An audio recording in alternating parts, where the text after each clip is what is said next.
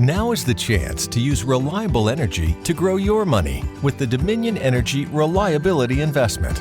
Our new investment product offers competitive returns, no maintenance fees, and flexible online access to your money. Make the reliable investment in reliable energy. The Dominion Energy Reliability Investment. To find out more, go online to reliabilityinvestment.com. That's reliabilityinvestment.com.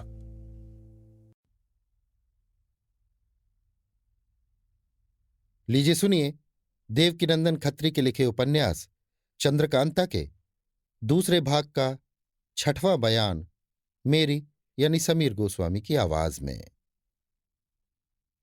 तेज सिंह चंद्रकांता और चपला का पता लगाने के लिए कुंवर बीरेंद्र सिंह से विदा हो फौज की छावनी के बाहर आए और सोचने लगे कि अब किधर जाएं, कहाँ ढूंढें। दुश्मन की फौज में देखने की तो कोई जरूरत नहीं, क्योंकि वहां चंद्रकांता को कभी नहीं रखा होगा। इससे चुनार ही चलना ठीक है। ये सोचकर चुनार ही की तरफ रवाना हुए और दूसरे दिन सवेरे वहां पहुंचे।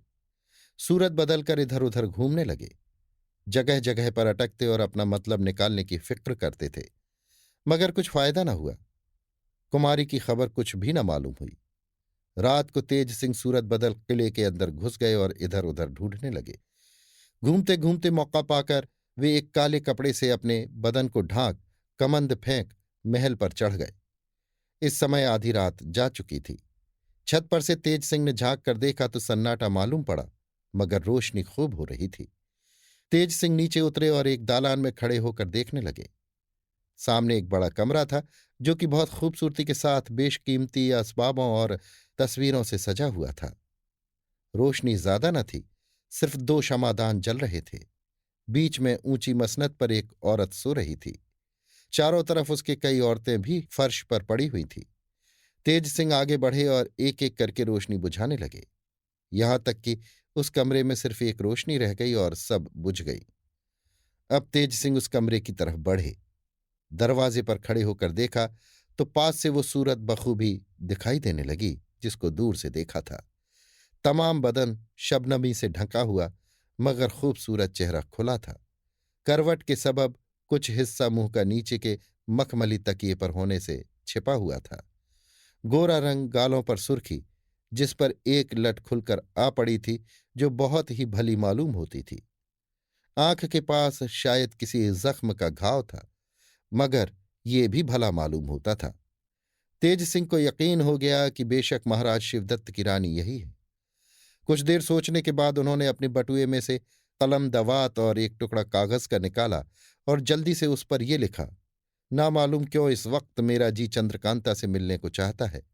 जो हो, मैं तो उससे मिलने जाती हूं। रास्ते और ठिकाने का पता मुझे लग चुका है। बाद इसके पलंग के पास जा बेहोशी का बूरा रानी की नाक के पास ले गए, जो सांस लेती दफे उसके दिमाग पर चढ़ गया और वो एकदम से बेहोश हो गई। तेज सिंह ने नाक पर हाथ रखकर देखा, बेहोशी की सांस चल रही थी। झट रानी को तो कपड़े में बांधा और पुर्जा जो लिखा था वो तकिए के नीचे रख वहां से उसी कमंद के जरिए से बाहर हुए और गंगा किनारे वाली खिड़की, जो भीतर से बंद थी, खोलकर तेजी के साथ पहाड़ी की तरफ निकल गए। बहुत दूर जा एक दर्रे में रानी को और ज्यादा बेहोश करके रख दिया और फिर लौटकर किले के दरवाजे पर आ एक तरफ किनारे छिपकर बैठ गए। अभी आप सुन रहे थे देवकीनंदन खत्री के लिखे उपन्यास चंद्रकांता के दूसरे भाग का 6वां बयान मेरी यानी समीर गोस्वामी की आवाज में।